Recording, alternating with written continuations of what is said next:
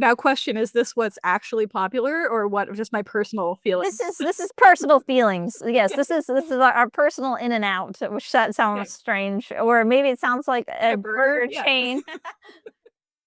Hi there, I'm Diane Callahan, editor, YouTuber, arts marketer, and writer of all the things. I'm super excited to talk about 2026 publishing trends and predictions. What's on the horizon in terms of the book world and for writers in general. And I have a very special guest today, which is the wonderful author Casey Norton. Hello, it's me. Wonderful and mysterious. Yes, so mysterious. Kat is the author of dozens of books, so mysterious indeed. Also a ghostwriter for other people, but you fortunately do not have to write under a secret name for your Story Garden publishing books. Like, yes, Crimson Smoke and Emerald Flame, your names are plastered on all of those. And that's a fantasy mystery series. And then you have the rom-com books with the Unwedding Vow series with us as well. And you have a very impressive list of short story publishing credentials and apparently 2 MFAs that I didn't know about. So Yes, these are the secrets I keep from you, Diane. Yes, it really is though. So before we dive in, I wanted to add a disclaimer that neither of us works in traditional publishing. We're just people who love books and writing. So just please keep that in mind as you digest our unqualified opinions about publishing. So the in-out game, it was a very silly video about Columbus, like what's in and out. Out, driving cars into buildings, and then in, pizza from this place. So this is kind of the publishing version. In is enemies to lovers, as it has always been in. I'm never going to argue because that's one of my favorites. Yes. Especially academic rivals to lovers. Oh, yes. I don't know if Dark Academia is out or in. What do you think? Oh, definitely in. Oh, definitely in still. Definitely in. We got another R.F. Kuang, Dark Academia. We've got the Silver Cloak. We've got stuff. Yeah, we got stuff there. Yes, sure. AI slot for sure is out. No, I mean, I would like that to be to be the case. Yes, I know. Hopefully, we'll see. I think in is graphic novels. Yeah. My dad is one of those people who's like, anything that's illustrated is for children. And then I just read a 500-page graphic memoir about the Wisconsin ginseng trade. Wow. So.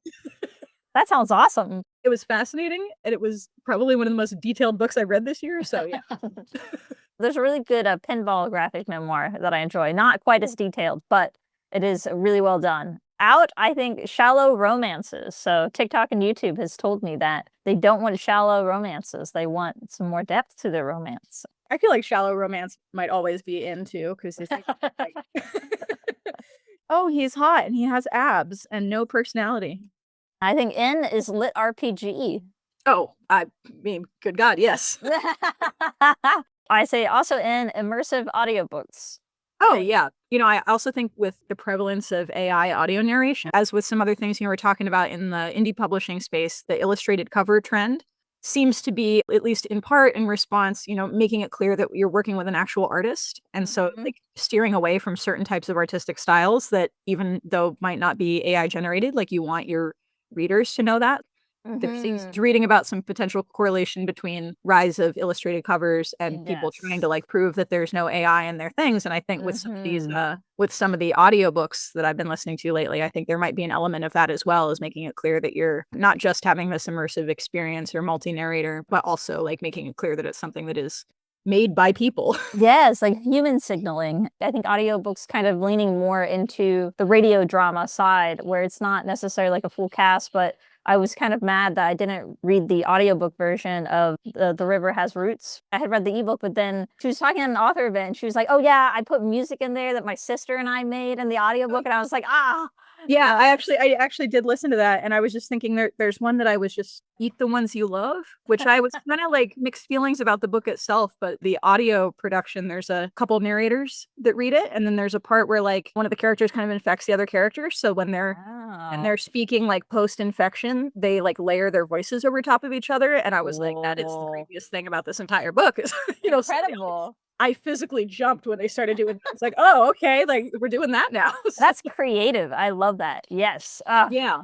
I think what's out is Amazon, because everybody's about, support local. The only, I guess, counter I have to that is with for a lot of indie authors, that becomes more difficult. Yep. Right. So I mean, I guess my only concern with that is when people are like, I'm going to completely move away from Amazon, and then aren't finding other ways to support indie, and they're just getting traditionally published things. So I am seeing more indie physical books in my library, which is cool, and seeing more things through my bookstore and frequently can order a lot of things too. So Yes. There's some more accessibility in that space. And we have even here, the Mid-Ohio Indies, we have a whole little book festival dedicated to just indie authors. And I think there's a lot of those around the US. Related to that is, I think is analog reading aesthetics, like book fairs, bookstores, print books, and offline discovery.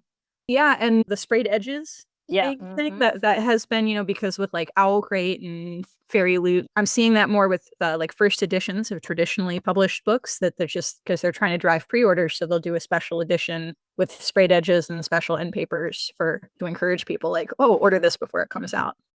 Yes, for sure.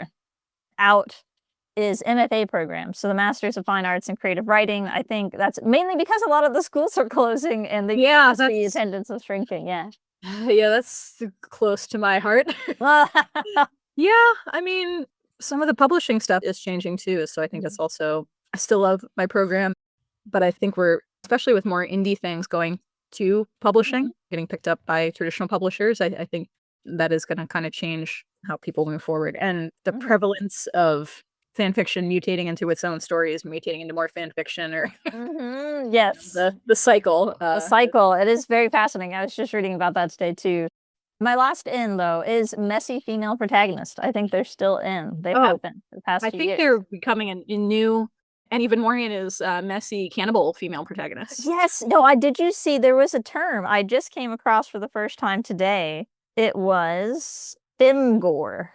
Yeah. There was a whole article on it in the Times about femgore. But you're right, it's body horror, things related to the female experience, and then and lots of you're right, lots of cannibalism. Very in. I know. It's becoming more in. I was like, is this going to be our 1 year of that? No, I think we're forever. Cannibalism, yes. Kat is one of the most well-read people that I know, and so how many books have you read this year, Kat? 896. Oh, good God. Okay, wait, and then so how many of those are children's books? One of my secret masters is writing for children and young adults, so I do read a fair number of, picture books in middle grade. I tried and failed to read the Animorphs series this year because I'd never read it before, and seems that I might never finish it because I think it would be great for someone who is a child and not me. I'm sure I have a little chart over here somewhere, but I think I've read about 100 picture books or something. Yeah, wow. And then tons of novels, and then you read a lot of advanced reader copies, and yes, I do. Read poetry, you read novels, you read pretty much every genre, right? I don't read a lot of mystery or thriller, and that's about it. I was laughing a little bit about this earlier because my dad is someone who believes that a lot of books don't count. So I was kind of going through and I was trying to see if there's a way I could filter out, well, picture books don't count as books, and graphic novels don't count as books, and audiobooks don't count as books, and then like women's lit, you know what I mean? So that's a interesting little game to play, but obviously don't subscribe to any of that stance. That's awesome. Now that I've put you on the spot about it, what were some of your favorite books, whether picture books or novels?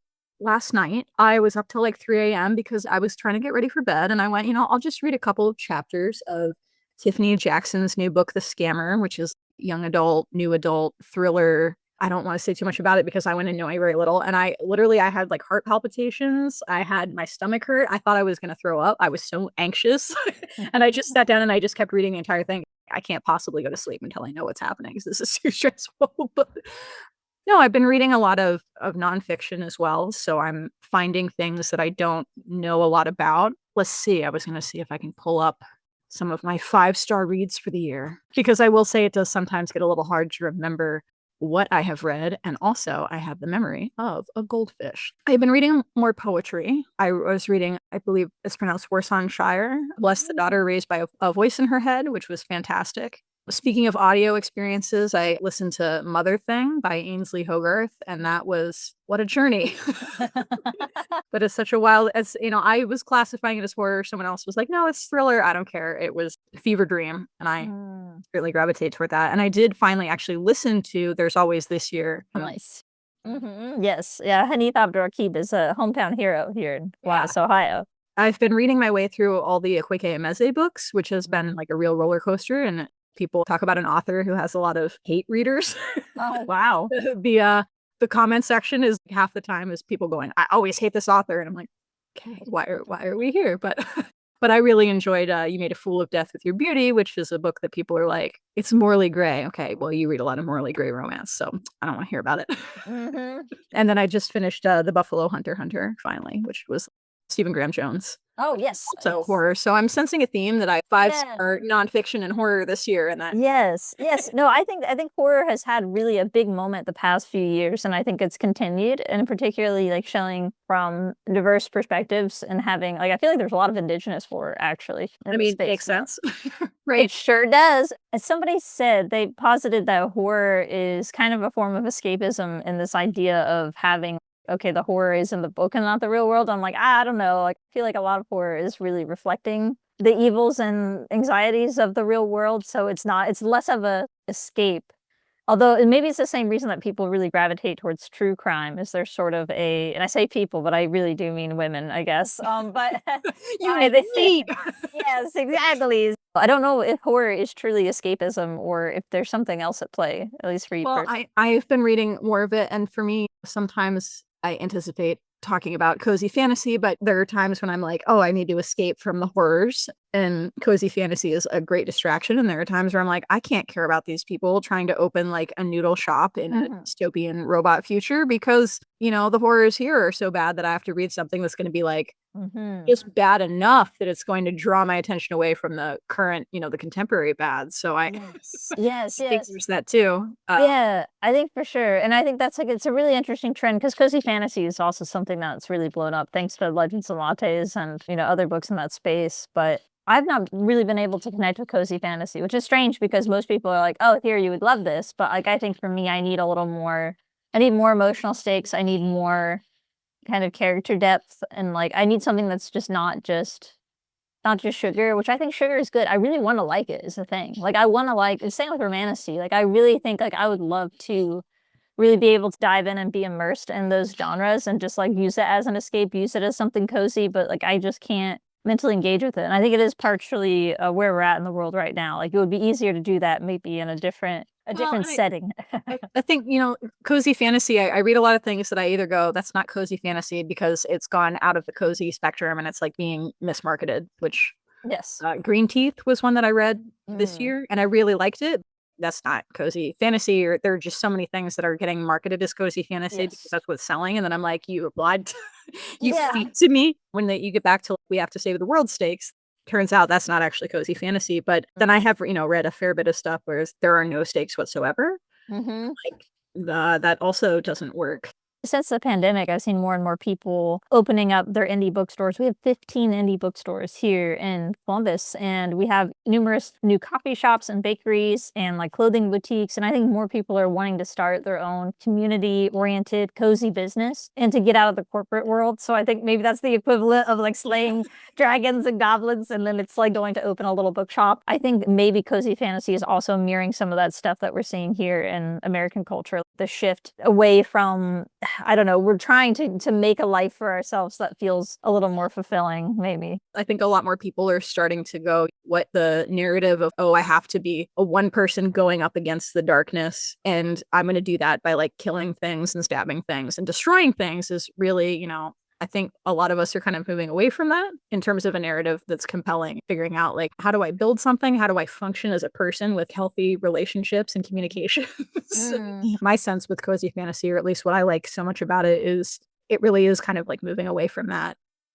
Cozy fantasy is one of these genres that has really come out of indie publishing and fan fiction, right? True. So it's just a lot less gatekeeping. When a new genre pops up, there's more diversity in it kind of already because it doesn't have to go through this gatekeeping from traditional publishing. Indie publishing is paving the way for publishing trends much more than I think it was even however many years ago. Oh, absolutely. Yeah. And so many more things. I mean, it's still a tiny percentage, especially with the AI slot, but I remember Aragon was probably the first one that, oh man, he's like living the dream. He wrote his own book and then it got picked up by a traditional publisher. And now that's happening a lot more, Rebecca Thorne, Kimberly Lemming. Matt Denneman, Andy Weir, very famously. And then Legends and Lattes as well. Travis Baldree was also initially that. So there's a lot more of that. And I mean, I think that sometimes people, they may expect that they're going to be like one of the unicorns that gets picked up. But I mean, there are more unicorns, I think, than there were previously. So yeah. And it's one of those things where as how books get sold changes, it's also changing who gets picked up. And with indie authors, oh, we can prove that you have an audience because you have however many sales. And my favorite, Chuck Tingle, Yes. somebody who I have loved and laughed about for many, many years. And now he's published 3 traditionally published books now, and they've all been really well received and widely acclaimed and are a wildly different genre than the books that I knew him for. So it's fun now to see people going like, oh, I read this really kind of intellectual horror, and now I'm now I'm finding Triceratops butt circus or whatever.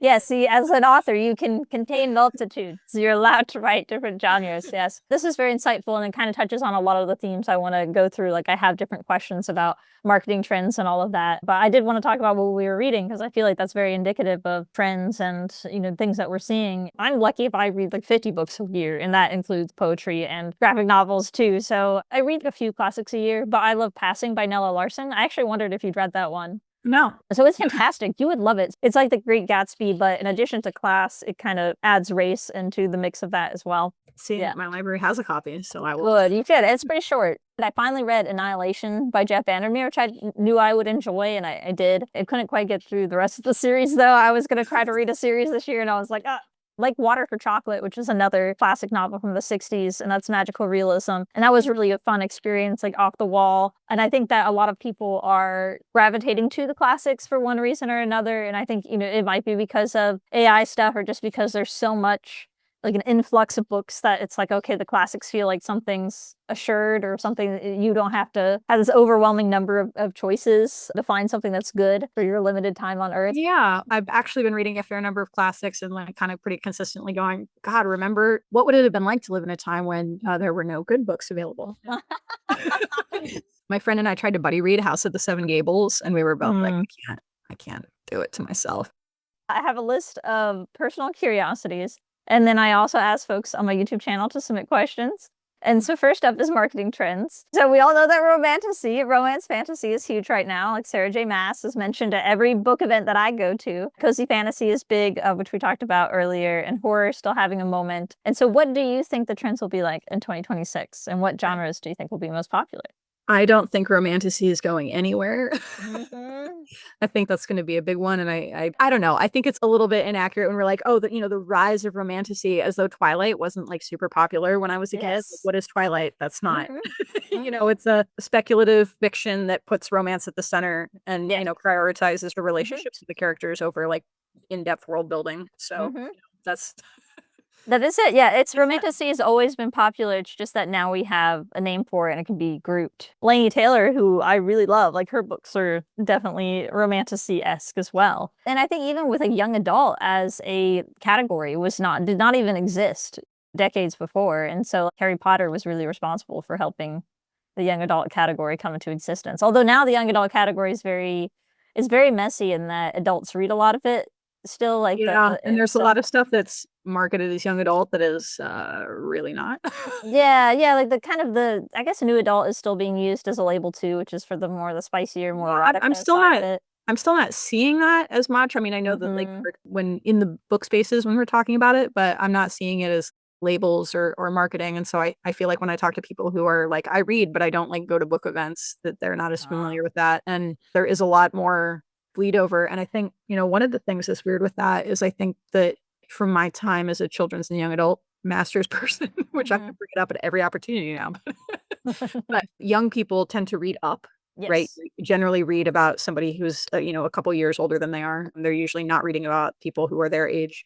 But then there's also this publishing trend of like, well, if you just put a book by a woman or a non-binary femme into the young adult section, even when it's really not. The thing that I hear a lot is people will be like, okay, so Ready Player One, how is that not a young adult book? Well, it seems interesting that a man wrote a book with a, young adult protagonist, and yet it's marketed as something other than young adult, whereas Iron Widow gets marketed as YA, which is no. I mean, that's not who it's written for. That's not the age of the characters. That's not really the tone of it. Something else I've heard is that when it comes to young male readers, that they mainly just go straight to adult. Like they don't have like middle grade or young adult fiction as much. Like the Percy Jackson series is still incredibly popular across all genders, all like ages pretty much. But it's even among like the Gen Alpha, Gen Zers are reading that as well. But then there's not like a whole lot, I guess, for boys to read. They don't want to read something female authored for whatever reason, or they don't want something super romance focused. Then Well, they there are a lot of and a lot of things with young female main characters, which shouldn't be a preclusion. But I do, as someone who reads a lot, when I read something that's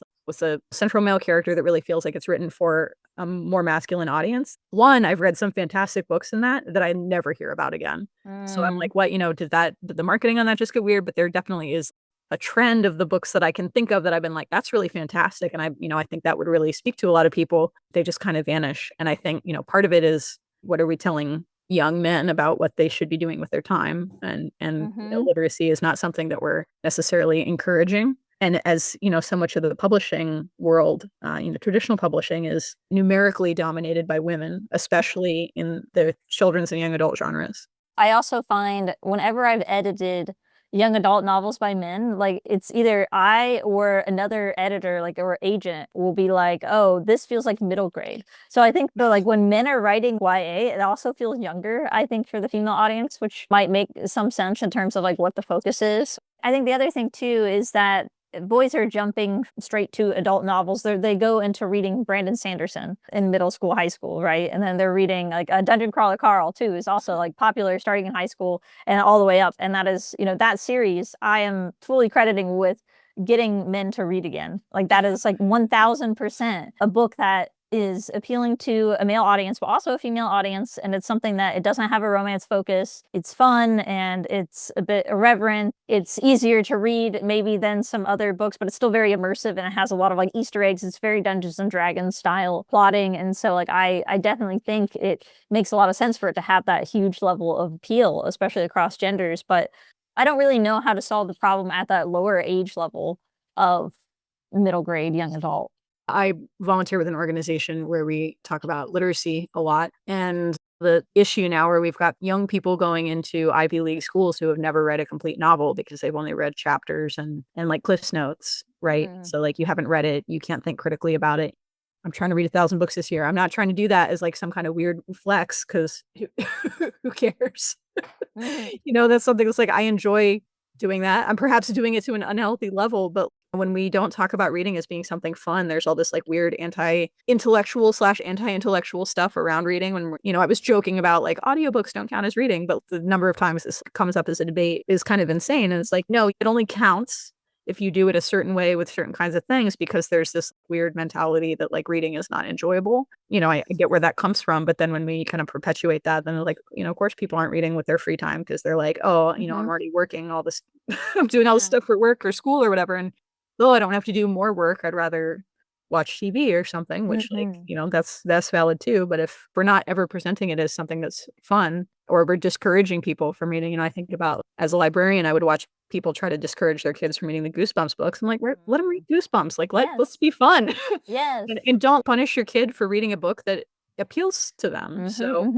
One of the school librarians I talked to as well had said that shame was a big reason for young readers. They didn't really want to read as much because it's like, oh, well, I feel like I'm not good enough to do this. So I don't like, if I'm not good at it, I don't want to do it. And then you also feel like you're shamed if you're not reading at this like super high level. So I love when people are reading anything. So even people that only read romantasy primarily, I'm like, well, that's great, you're reading. And like even people that are very into the aesthetics of reading, of like, here's my rainbow bookshelf. I'm like, well, that's great. Like you have books. Like I'm all about that. Like I don't care how you organize your books, you have books. That's really all that matters to me. Yeah, I'm on the same page. And I think, I actually don't usually talk to people about how much I'm like, oh yeah, I read a lot. I volunteer with a couple different book organizations. I'm part of this one of the biggest book sales on the East Coast. I'm one of the organizers for that. And usually when we talk about it, I'll just kind of talk about like what I'm reading. Yes. Because I think, I get weird responses from people when they're like, oh, I've only read 8 books this year. And I'm like, yeah, I'm not actually out here to shame you for how many books. I'm like, great, you read 8 books. That's not, there's just like this weird kind of like competitive thing that even when they're not trying to like make it competitive, it's like, oh, I didn't do enough. I get where it comes from socially, but it's like, no, that's not. Yes, that's it's not why we're here. So Absolutely. You can engage deeply with one book more than, if you just speed read 100 books, that's like one thing, but it's another to just read one book and have that affect you a lot, where you're reading it, even like for writers, you're reading this book very closely, you're learning things from it, you're like really paying attention to that one book. So like I think that can be a lot more valuable than just reading a ton too.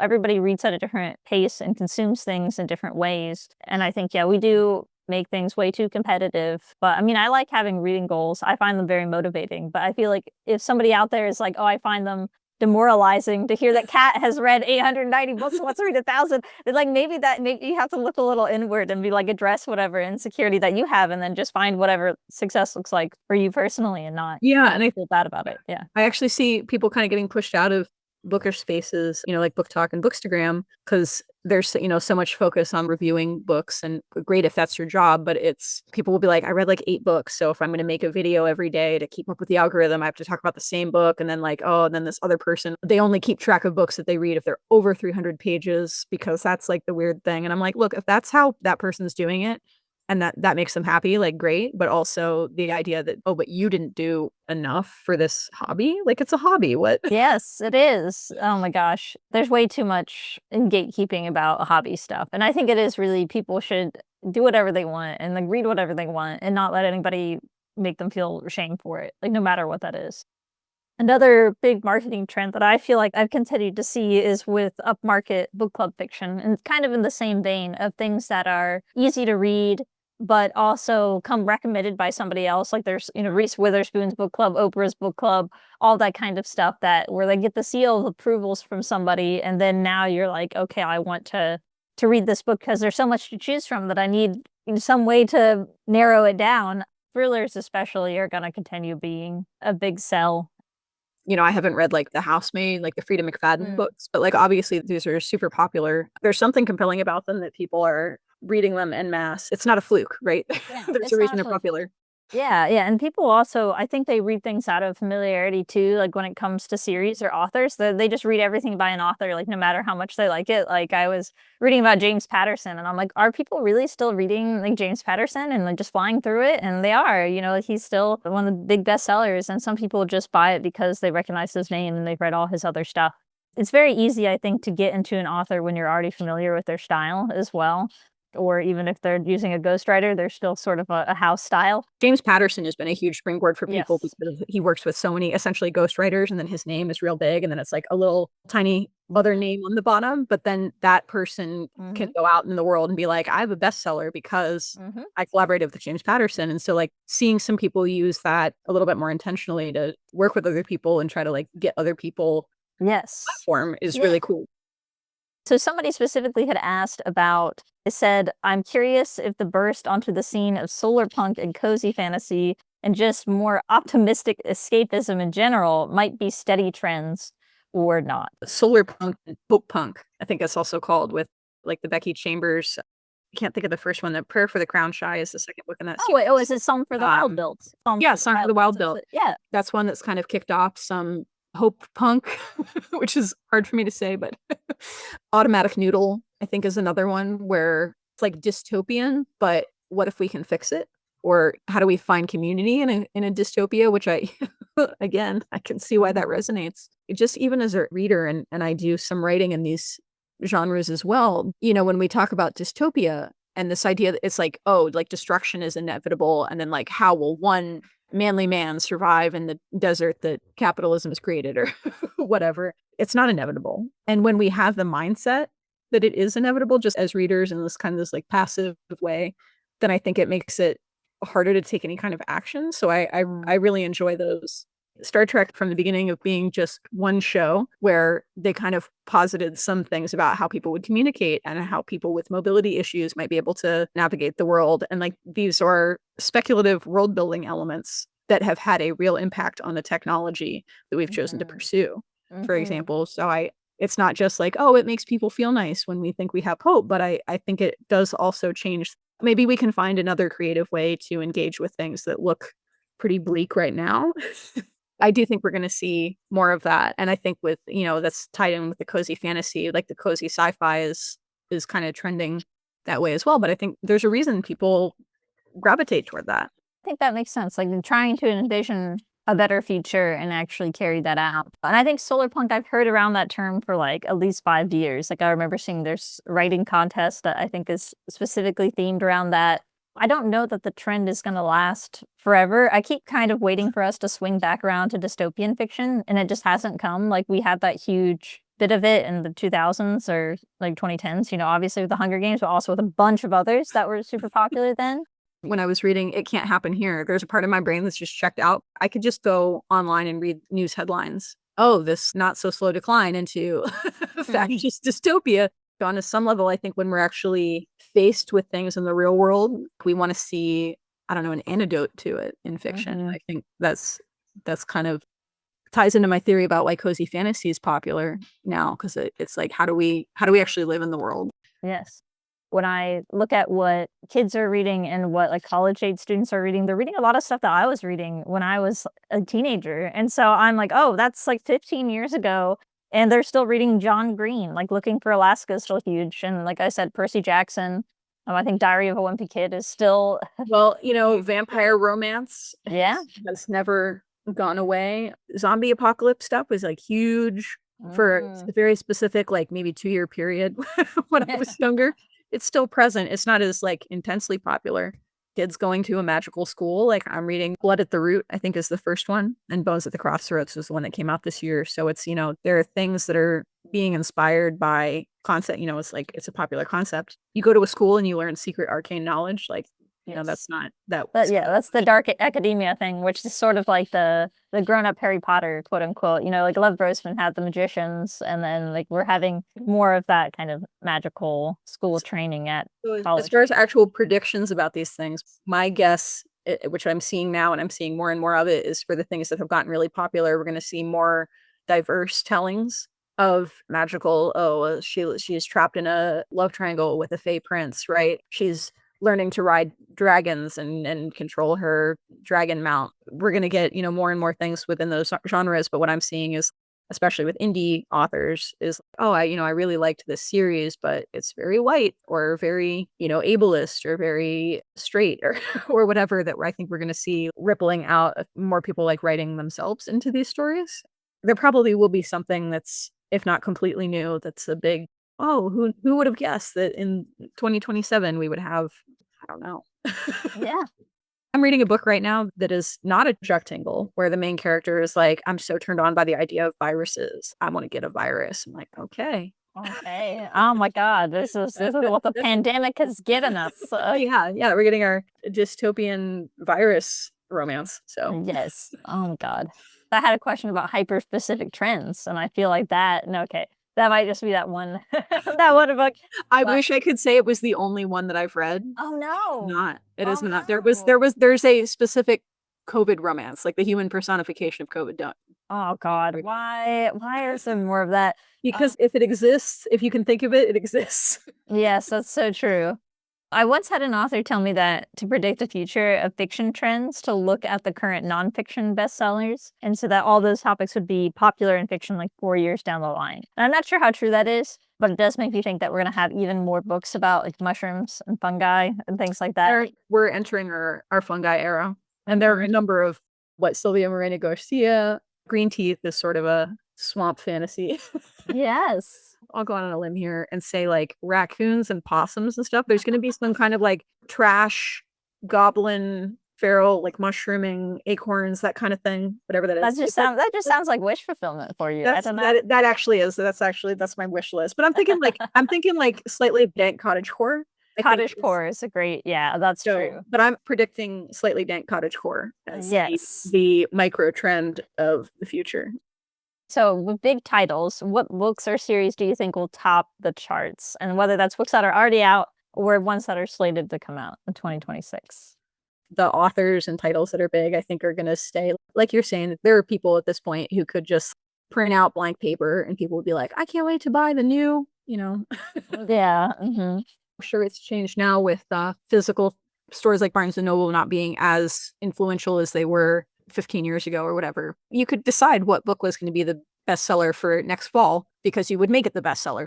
we're going to put everything we have into this, and that's going to be the hot thing. And then, everyone's going to have read it, and then maybe it'll be a little controversial. So then people are going to have to read it to form their own opinions or whatever. So I'm a Grinchy. This idea of a star maker, kind of like they used to do in the movie industry, maybe, where it's like, we're going to make you a star. And then is that kind of, I guess, the vibe. But you don't think we do that anymore? We don't make stars, or we're doing? No, I think we do.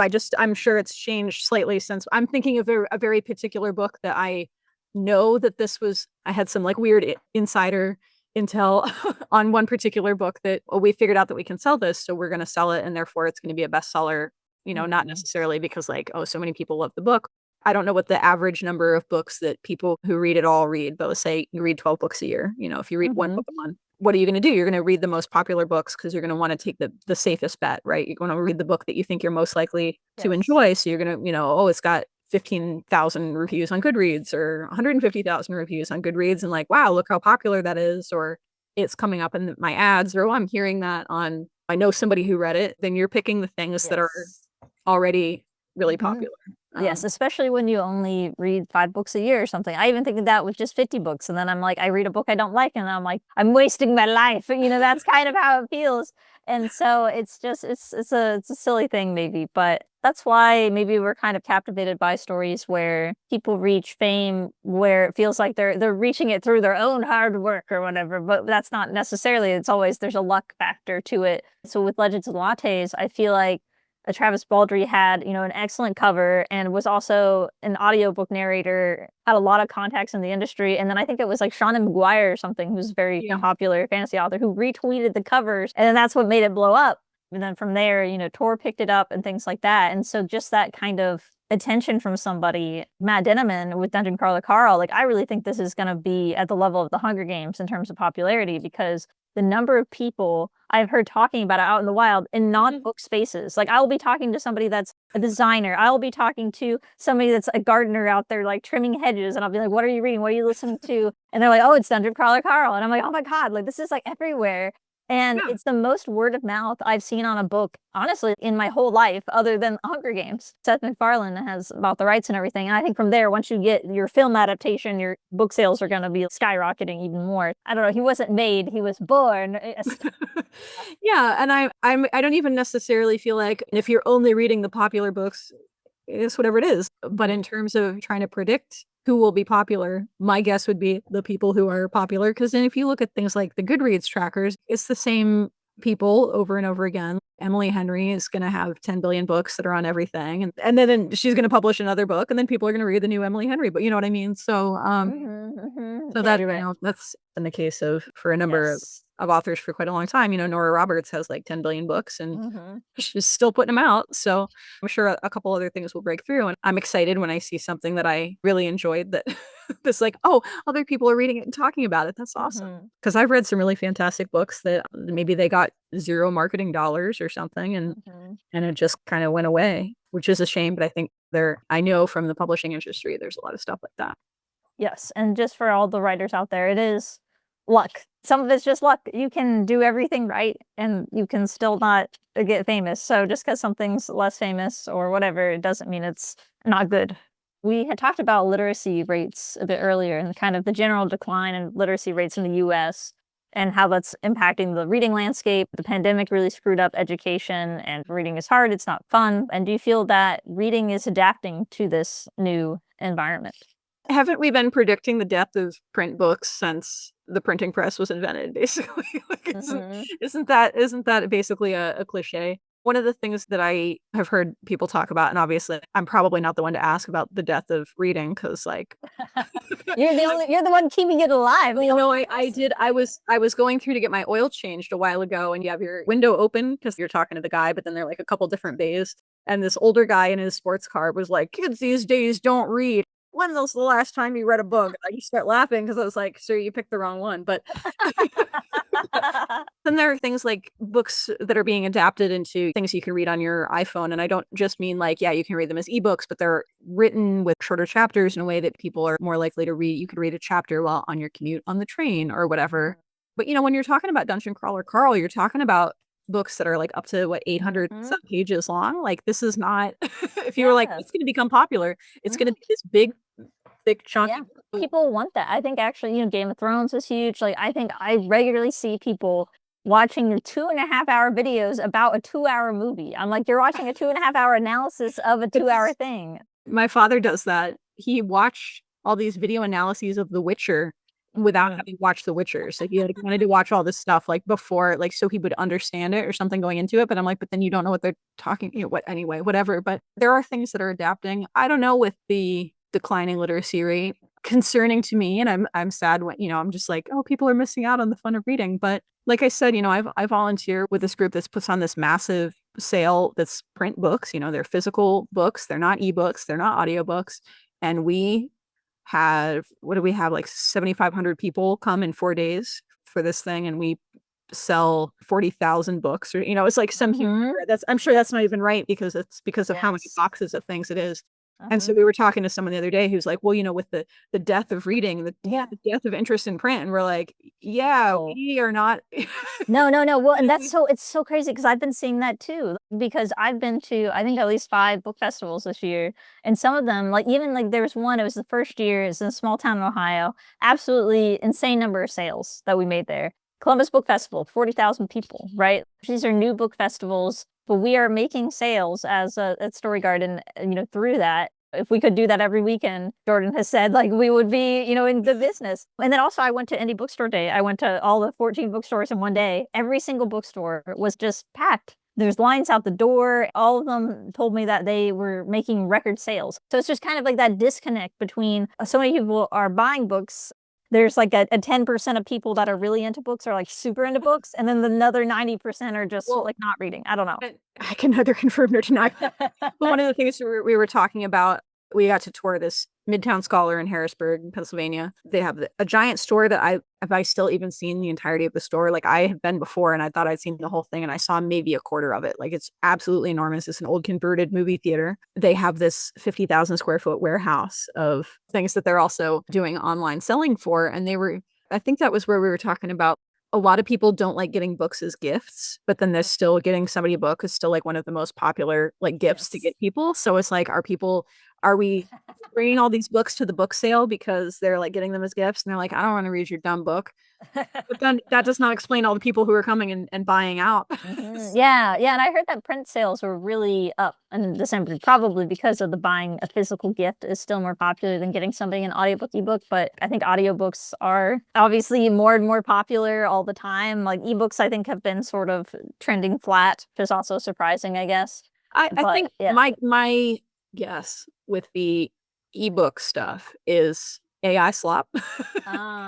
I think people are more wary of it, especially people who are actually interested in reading because there are so many like weird AI scams for trying to make money or trying to scam money out of the Amazon Kindle Unlimited service. So I think, I'm actually not super surprised because I feel like with things like book talk, where you're like seeing a person talk about the book that they wrote, talk about that process, or like talk about their thoughts about what they like to read, or, whatever, you're forming a little bit of a parasocial relationship with that person, but you're also, you're not just reading like a story that exists in a vacuum with like some of these indie book sales. Like you're going and you're meeting somebody and you're having an experience, and then you're taking a physical item that not only like hopefully you will enjoy from a reading perspective, but also you've had this human interaction. I think it does kind of mirror the broader movement towards analog. Like as people are getting very, very sick of social media, I've repeatedly seen people talking about they want to get off their phone more. They're doing more things to not be on their phone. Like so many people, they put their text on do not disturb mode, which is interesting to me. I know a number of people that are younger than I am that do not have social media because they just don't want to be a part of that. And there are more people that are wanting to go out and do things or just make stuff with their hands and read a physical book. And a lot of kids, they want to pick up the physical book. Like they don't necessarily want the audiobook, ebook when they're learning to read. They love a physical book. Yeah. And so I think that's just a very human thing because we're very tactile creatures. When you get into stuff like the licensing issues of like you don't really own the thing that you're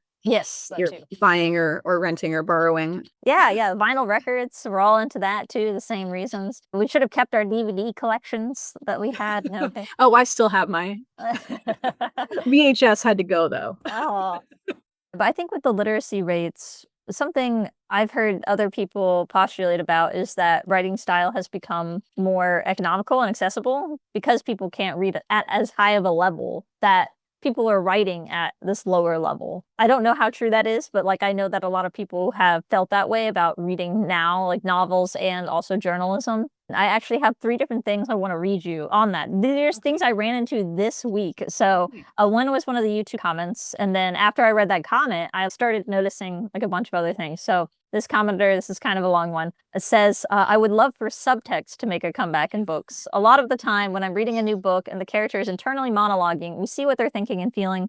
There's no hesitation, no avoiding a question or topic, no nuances. It's all spoon-fed to the reader. Readers are smart enough to pick up subtle hints. For example, the author would have a character emote that they have had a troubled relationship with their dad. And I, as a reader, would pick up on that. Then the character would blatantly tell the reader they indeed have a troubled relationship with their dad. This makes a lot of readers feel stupid, as if they won't understand what's going on in the story if they aren't spoon-fed every little detail. And then that goes to this was an SAT question, supposedly, which has the the comment on the actual question is, dog, we are so cooked. But yeah. So it said, the following text is from David Barclay Moore's 2022 novel, Holler of the Fireflies. The narrator has just arrived at summer camp, which is far away from his home. And the quote from the book is, this place was different than I thought it would be. I'd never been somewhere like this before. I did feel scared, but also excited. And here's the question for you to answer. According to the text, how does the narrator feel about being at summer camp? A, he feels overjoyed. B, he feels peaceful. C, he feels both scared and excited. Or D, he feels both angry and jealous. So like that's like the level. So I was like, oh man, that is that. And then the other, so the third thing, I saw an author post about a rejection email they'd gotten from a literary agent on their novel. And the agent said they found the project to be like incredibly ambitious. It had this experimental structure, but that reading the novel was a bit too taxing. The agent said, quote, it had been difficult enough to sell literary fiction in the last year or two, and I'm afraid I'm just not confident that I could convince an editor that your average reader would be willing to put in the effort required to read this book. Oh, and also I have a fourth thing, actually. The Print Run podcast talked about this as well, where people feel that there's less challenging fiction being published. Like you're not getting your Infinite Jest, Gravity's Rainbow stuff being published. So yeah, I need to hear from the person who's read tons of books. Do you feel that things are being dumbed down? So I just read What a Time to Be Alive, which is a book that I have not heard a lot of buzz about. It's kind of like a more, do you know Margot's Got Money Troubles?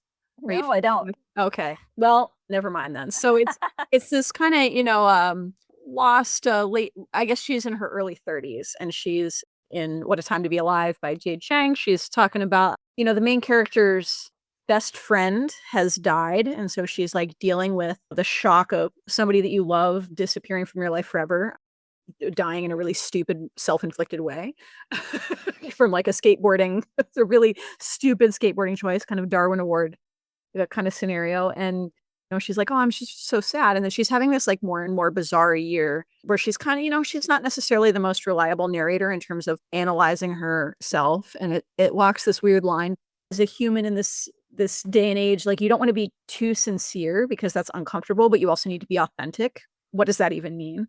So I felt like there were a lot of things when I was reading it that it's not necessarily like the deepest book ever, but it was playing around with some things. The narrator would tell you something and you're like, interesting that is your interpretation of those events, right? And all these felt like very deliberate choices. And so reading people's Goodreads reviews, people are like, I don't understand this, right? Yeah, there's definitely an issue with nuance, and I would say higher level in the sense of, instead of just telling somebody a story, that you the author are kind of like winking at the reader through the text in some ways, where there's like a little bit of meta narrative, and the level that people are just, I don't get it. Yeah, like that happens, but I think that's been happening for all of the for a very long time. Talk about Hunger Games, where people are like, I don't understand that this character who's described as being a brown-skinned character, I pictured her as white. Yes. Like the nuance and attention to detail has not necessarily. And they're like, I didn't. Yeah, we've gotten some reviews on Story Garden books where they're like, I didn't like this character, and I'm like, yeah, that's the villain. Good job. You don't like the villain. I'm so glad that you picked up on that. But do you think that writers have actually changed their style, or publishers have selected? I think I'm sure that there's an element of that, but I think it also is that changing because authors are not creating that, or is it because readers are like, I don't understand it, and then those books aren't selling? It's the same thing that we're seeing when people are like, people don't have an attention span anymore, and then you're like, oh, but this super long movie or long YouTube video or super long book series is getting attention. Like, people are engaged with that, and I think that is just so variable. Like, I think it's just not a this or that thing. It's not like, oh, nobody wants to read challenging books anymore. It's like, I don't know that the vast majority of the public ever really did. But I don't really know, though, that I can think of any modern books that have been published that are super challenging. But I'm not somebody that I'm not super into like postmodern. Oh, so you wouldn't be reading it anyway, Diana. Yeah, I wouldn't be. No, okay, I might. Well, okay, I was interested. There's this one book where I was like, I'm not so sure about the premise, but I like the idea that it was written just as one sentence. So I was like, I'll add it to my list. So like anything that's formally experimental, I will read it. Or have you read it? And then you can tell me. I wonder if that's the book that I DNF because I was like, this is so obnoxious. And so yeah, well, there's yeah. See, nobody can do challenging works because Cat will read it. That's not a new thing, that literary fiction is a tough sell. And I went to a book conference last year where I had the very bizarre experience of everyone's there as readers.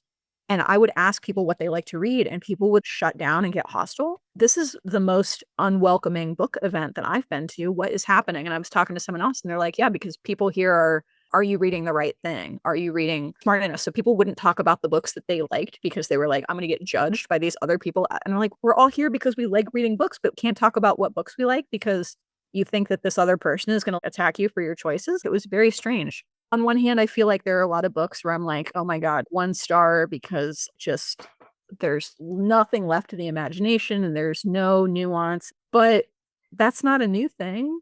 And that's not all that's out there. But I think in terms of like the popular stuff, that's the majority of it is the stuff that people can A, have fun with, and B, often don't have to like think that hard. Yes. Yeah, no, it's true. And I think that, I guess, to give a definition of literary fiction for people that might not be familiar, I have a whole literary versus genre video about this, but literary fiction is often considered to be something that's more language focused, it's more character focused, and might not have a plot. And I think that usually you do want to have that kind of high concept hook of some kind to get people into it. I wouldn't necessarily call like Where the Crawdads Sing like literary fiction, but it basically has the trappings of it. Here's a character, here's some beautiful nature language, and then let's put like a little crime story in there to keep it tasty for like the masses, you know? So there's a bit of that, of making things more palatable by adding a genre element. Okay, like let's add a murder, let's add a dead body to this literary fiction, and then that can make it a little more intriguing in terms of selling it. Because like if you can't describe a book, how are you going to sell it is sometimes the problem. You know, and I would argue that there are some things like The Buffalo Hunter is relatively slow plot-wise. There are a lot of pages where what happened in this page, I got a description of something in very deep detail, you know, and it's very language focused. And I wouldn't call it literary fiction because it's horror, but it has those elements. And then I'm thinking about James by Percival Everett has been one of, you know, that this book is everywhere, and it is very much literary fiction. And that does not mean that everybody who reads it gets some of those things. Yes. But it's, you know, it's a book that exists. It's in conversation with Huckleberry Finn and Tom Sawyer, then kind of goes outside of that and plays around with like, what does it mean to code switch? And in a way that you have to be thinking about what the author is not just putting on the page, but what does this imply about language? What does this imply about who gets taken seriously? That's a book that has been all over every Goodreads list and won all these awards. And it's something that is very much literary fiction. Somebody asked, like, what's the market for lit fic, specifically ones with no romance, actually any genre with no romance. And I think that your assessment, it rings true with mine too, where it's like, well, those things, they're not necessarily, you know, popular with everybody forever or whatever. But, you know, Tomorrow and Tomorrow and Tomorrow was a huge bestseller, which also is another one that kind of surprised me that people liked. And also there's a lot of people that hated it. But it's also a very character-oriented story that doesn't follow like a traditional path. It's not really a romance. It's not so firmly in a genre, like other than like, oh, it's contemporary, it's about video games. I went into it not knowing what kind of book it was. I think that's part of the reason I was like, oh wow, I actually really enjoyed it because it was so different from other things. Another book that I read recently was Palaver by Brian Washington. He had written a couple of other books prior to this one. That was a slice of life novel about like a Jamaican American gay man who goes to live in Japan, and then his mother, who's estranged from him, comes to live with him, like, or just to stay with him for a few weeks. That's more in the literary spirit. It's more, I guess I would say, contemporary. It's very dialogue heavy, which I enjoyed a lot. the dialogue is kind of on the nose, but then the story itself, in terms of what it's saying about the characters and the relationships, it kind of just lets you make the connections as the reader and like lets you kind of think about certain things without spelling it out, even though like I feel like every other dialogue was like, life is about making mistakes or something like that. But I was like, no, I love this book actually. Like I don't even care. Like that's fun to me. So there's a bit, I think, a balance of like it's spelling things out, but then there's also like a lot to be interpreted beyond maybe the surface level story, that people can get this one surface level of it if they want it. But then I think if you can go even deeper with it and find things that are more contradictory, more complex, I think that the market for litfic is maybe the same as it's ever been. I hope that it's not been decreasing necessarily, but I do think that, yeah, the more upmarket elements, like having a bit of murder in your litfic kind of stuff, or like adding like a little speculative element, that's like a way to help it stand out. Yeah, and what I will say is that, I do like books that make me think, but if the book tries to make me think without making me feel, then I'm probably not into it. We got to talk about AI. That's always the elephant in the room is AI. Yes, it is. I hate it. Yes, they're done. Done with conversation now. But one of my YouTube commenters asked about, what we think about AI writing, and do you both think writing as a profession will stand the test of time these coming years? Listen, I don't know that we're gonna have a planet in like the next 3 years, so that's kind of on the level of where I'm coming from. We'll even be in the next 5 years, but people don't want to read AI slop. Mhm. I'm seeing in some of the indie spaces when people realize that a book is AI, it's okay, why does this book have what seems like a great cover and the average star rating is 2 stars? Because Mhm. it's AI slop. I have gotten, as a ghostwriter, I've gotten offers to humanize AI writing. The level of which my politeness goes out the window for that kind of thing. When the Atlantic published a thing where you could look through all the books that had been published, because I'm publishing under working as a ghostwriter, so I was looking up all the names of the people that I've ghostwritten for, and I'm like, wow, ChatGPT or whatever stole like 50 of my books. So Mhm. every time someone's like, I used AI, I'm like, great, intellectual theft for me personally. Mhm. Actually, several other writers were like, I'm the reason that it does the M dashes because I love my M dashes. AI is really latched onto that. But A, we're going to have a burst of bubble. And B, at some point, there's going to be enough, whether it's human consumer backlash or something actually happening with copyright law. Most of these things are trained on intellectual theft. And that's not, Yeah. that's not cool, man. If anything is going to kill the book, people are going to stop reading when the books are just AI slop, because it's who wants to read that? Yeah, and I think that's gonna result in more spaces being carved out for authors who are like, this is a human created book, and they have like, an anti-AI stance. Like, I think that is gonna become more and more common. Like, I hear that already in the artist world, where they have these spaces where you're only let in by invitation, and then people can come to ask for a commission because they know that you're not an AI artist. So we're gonna see more spaces like that. We're gonna see more like human written like labels on like self-published books on Amazon. And I will so say that I pretty frequently, if I'm unclear for like the cover, for example, then I routinely do the thing where you can look at the preview of the book and see if they list an illustrator, like who did the cover. yes. And if there's a human listed, then, and not just like, oh, look at my fantastic cover that has not credited to anyone. Okay. Yes. All right. Good to know. Yeah. And I'm glad I don't want to support it. And yes. Yeah, and I understand that, and I think there are so many writers, though, they have no shame in using AI to write things, and I mean, I know maybe, like, for editing, it's less of a faux pas in some ways. Like, I know there's a pretty acclaimed author who's a professor at the university where I work, where, they have trained the AI to edit their work specifically, so I'm like, "Oh, that's interesting." But I think it's actually gonna become a lot more normalized for writers to use, and I don't agree with that, but I do feel like it feels like the direction we're heading. Some writers I've talked to already will be just, like, casually mention that they used AI for it. I'm like, "What? Like, why would you, like, tell me that?" Like, I'm just I'm I surprised. mean, talk about Yeah. the thing that will get you added to my do not read a book by this author list, which I do indeed have. And I did start it because of people talking about their use of AI. Where I was like, great. And so never again. And I do understand, like, some people were like, oh, whether, I can't afford an editor or whatever. Here's the thing, like, I would rather read a book that has typos and stuff in it than read a book that's AI slop. And I talked to some people who are like, well, I use it to just generate my ideas and then I write based on that. And I'm like, I just don't like, why do you want to write if you don't, you know what I mean? Like, I struggle with that a little bit. Yeah, and I think we'll definitely be seeing more, not in addition to AI slop, like a lot more AI scams, because several writers that I know have received emails from people who said they loved their book and they wanted to share it with their book club that has hundreds of engaged readers. And then that's just like an AI written email scam. I'm in a couple like online indie writer groups where, I've had people who make fake accounts of authors whose work I've actually read.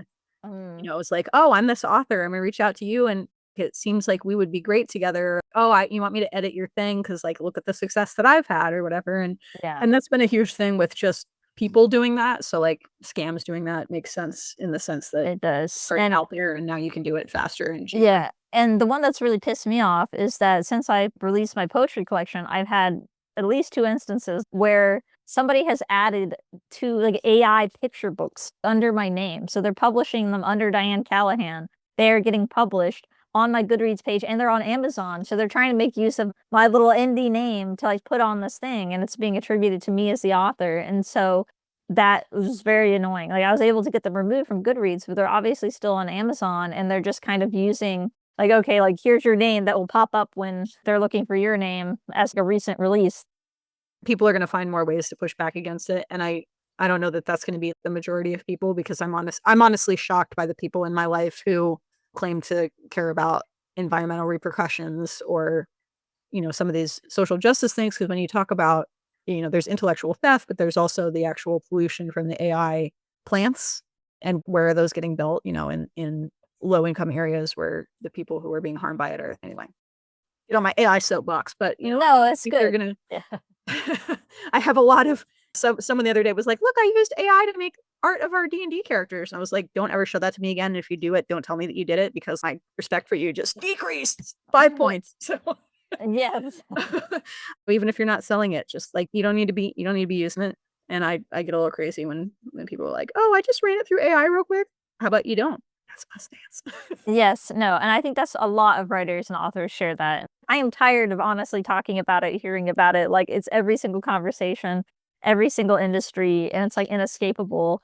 I did wanna ask you about literary magazines for short fiction, because AI has also been having an impact there where it's creating the influx of submissions for even, like, I think it was a fantasy and science fiction, right, that had or no, it's Clarkesworld did. Yes, yes, yes. Yeah, Clarkesworld with, their editor there, we had talked about the huge influx of AI submissions, and, when I was at Consequence, is another literary magazine, we also received AI written submissions that, our readers couldn't always tell. They were like, "This is a bad story," and I'm like, "Yeah, because it's AI written."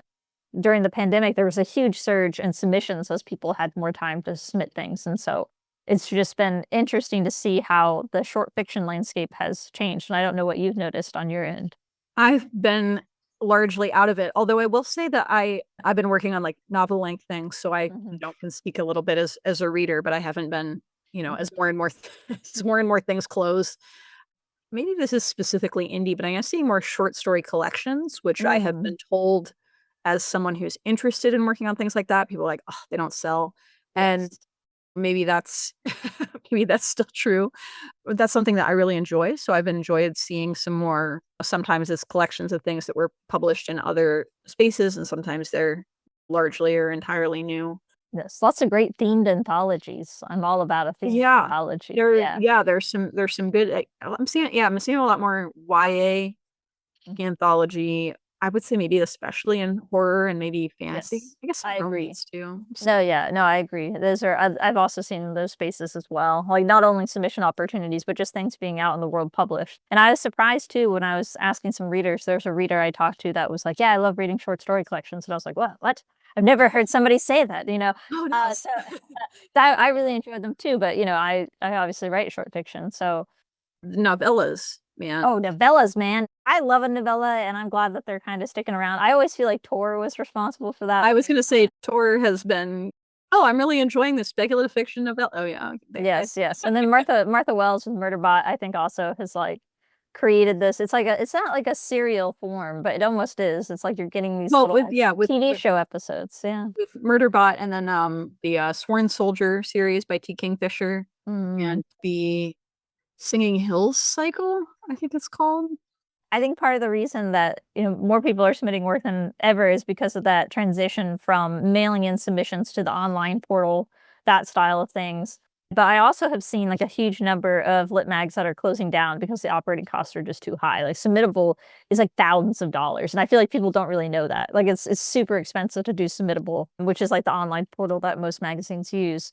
And so I think that we will have a lot of literary magazines and like literary nonprofits folding in the next year just because of the loss of federal funding, particularly because there's a bunch of, with the National Endowment for the Arts and stuff like that. So, and the general overwhelm of being human in 2026, I think that people will kind of give up their passion projects for the most part. So, yeah.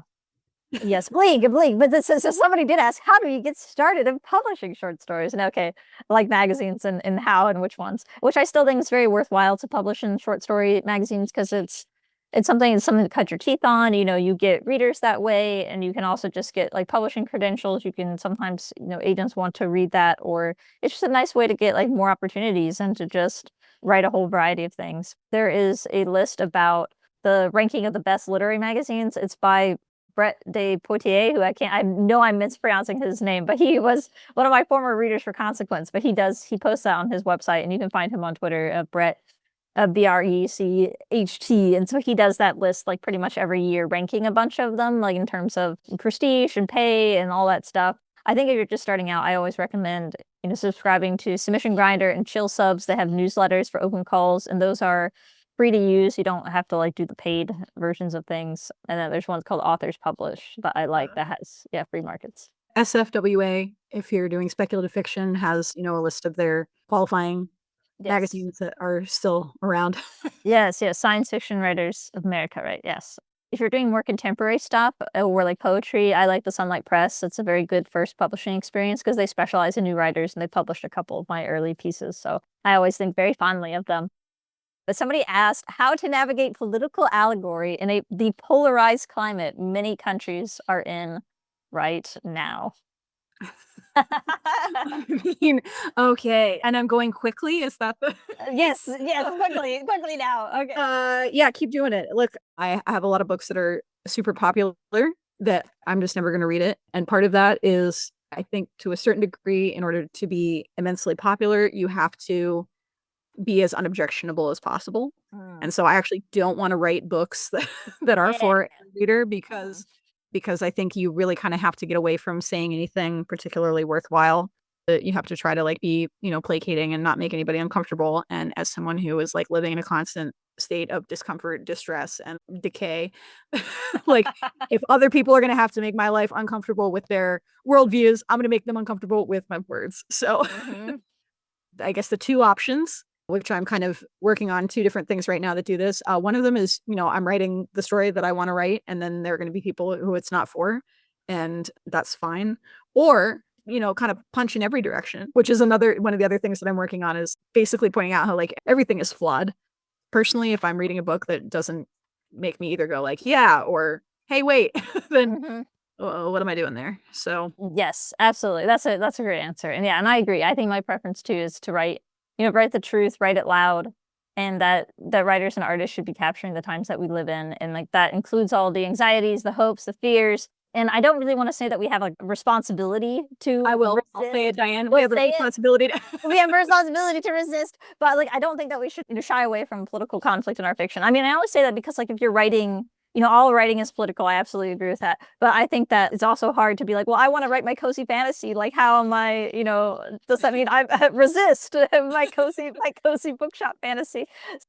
I think making art is very vital for maintaining our humanity, making ourselves feel less alone. And there's ways that we can, just by making art, we're contributing something to that.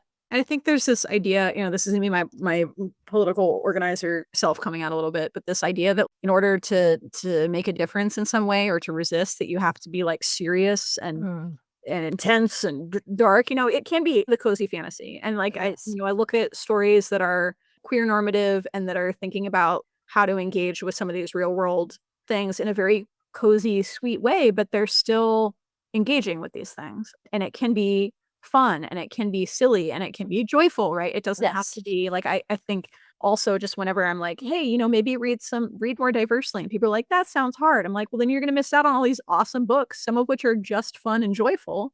It actually is a pleasurable experience because you are reading things that are, maybe outside your comfort zone or your wheelhouse, but that doesn't mean it has to be. And now you have to read this 900-page book about 1926 Czechoslovakia or whatever, right? Like you can engage with these either issues or the things that you want to talk about, or the things that impact your life, because hey, if politics impacts your life, then everything is political. So Yes, so absolutely. any story that you tell is going to be political. As a person who's, I don't read that author because they did this thing, right? I do this Mhm. a lot, and so you might as well have it be intentional.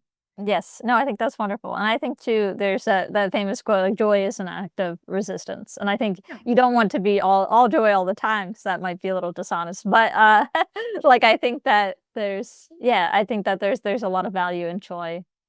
I saved the heaviest question for last, apparently.